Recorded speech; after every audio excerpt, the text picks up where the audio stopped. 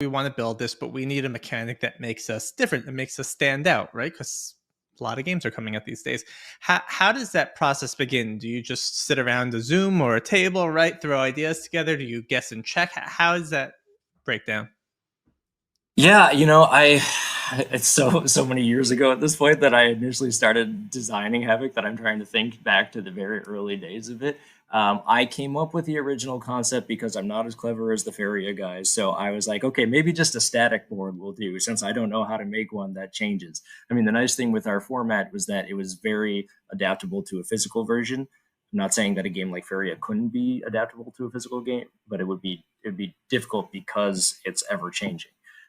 So I think because I wanted to have a physical prototype to at least test the game, although I may not have planned to one day have a physical version of the game as we do now, that sort of drove me in that initial direction of static board, static field of play. And I knew other card games well enough to know that most of them don't have that. And so just by virtue of adding those additional variables of movement and range, that it would make the game a bit more dynamic, but also strip out some complexity.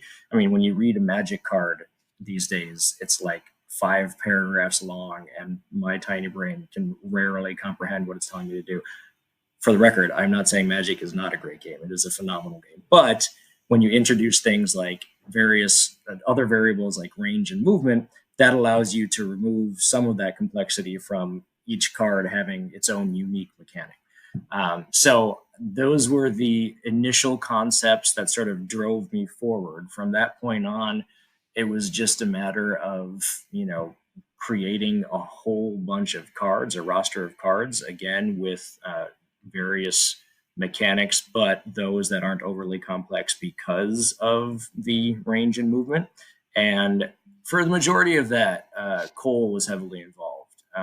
I think I created the initial field of play, and I created half the cards, and then I hit a wall, and I didn't know where to go from there. And that's when I brought in Cole, who was just an old friend and a card gamer.